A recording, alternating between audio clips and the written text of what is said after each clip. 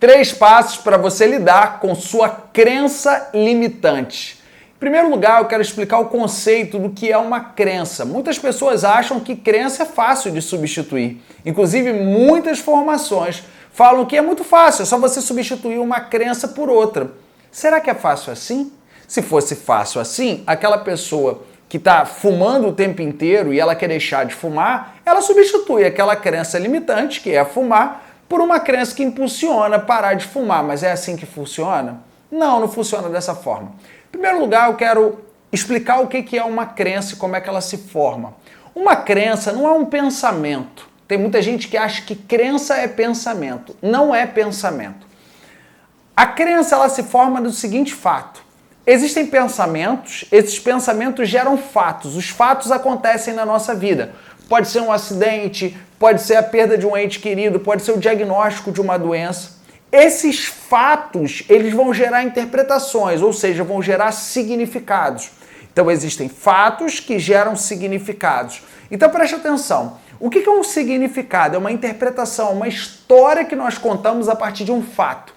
Então, se o seu pai se separa da sua mãe e seu pai não te visita, você pode gerar um significado. Poxa, meu pai não me visita porque ele não gosta de mim. Eu sou um lixo, eu não sirvo para nada. Ou você pode gerar um outro significado. Olha, se meu pai não me visita e ele brigou com a minha mãe, ele não quer ter acesso à minha mãe. Então ele não me visita, mas isso é um problema deles, isso não tem nada a ver comigo. Repare que são duas interpretações do mesmo fato. Então o fato gera significados. Esses significados são histórias que nós contamos para nós. A partir das interpretações dessas histórias, nós desenvolvemos uma série de emoções. Então, se meu pai não me visita, eu gero uma emoção de culpa. Poxa, eu sou culpado ali pelo relacionamento da minha mãe com meu pai não ter dado certo. Ou eu sou culpado do meu pai não olhar para mim e não me visitar. Então, existe uma emoção que é gerada. E a partir dessa emoção é que são criadas as crenças. Então, as crenças são criadas a partir de emoções.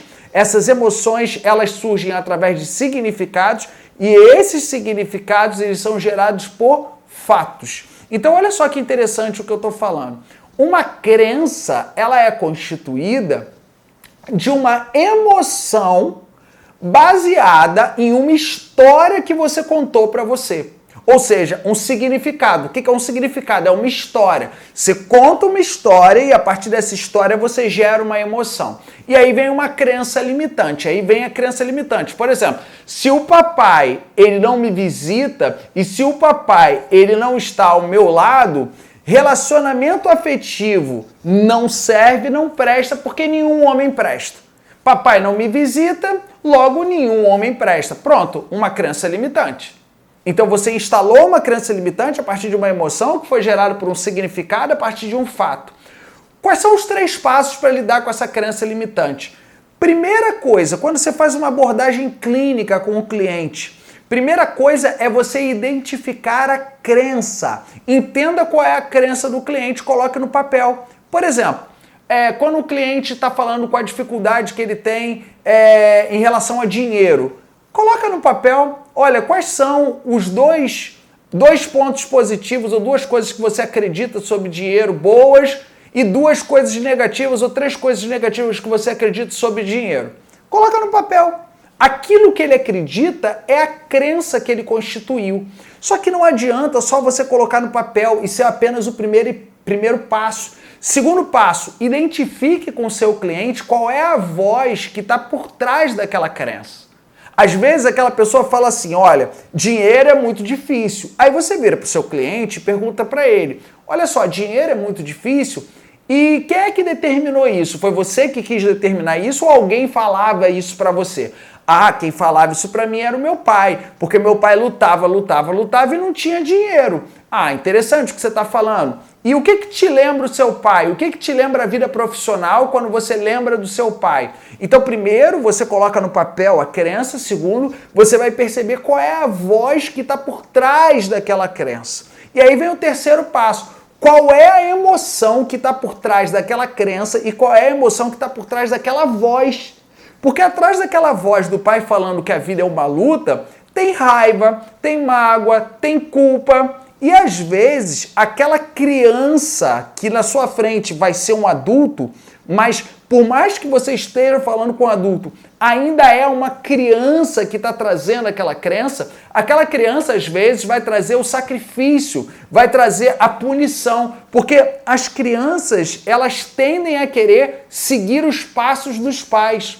Então, se o pai fala determinada coisa, aquela criança termina acreditando naquilo. E quando uma criança tende a acreditar, ela tende a levar isso para a vida adulta. E se essa crença ela não é ressignificada, ou seja, se a gente não trabalha a emoção que está por trás dessa crença, se a gente não trabalha o significado que está por trás dessa crença, essa crença vai continuar limitando a pessoa durante muitos anos. Então, resumindo, em primeiro lugar, escreva no papel aquela crença. Segunda coisa, descubra qual é a voz que está por trás.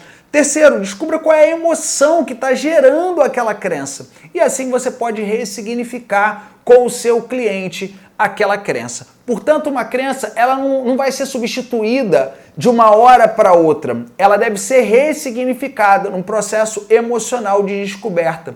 Então, se você gostou aí desse conteúdo, comente aqui o que você sentiu desse conteúdo. Continue acompanhando todo o nosso conteúdo através do site escoladeheróistreinamentos.com.br escoladeheróistreinamentos.com.br. Eu sou Diogo Hudson, responsável pela Escola de Heróis, uma formação para terapeutas do novo milênio.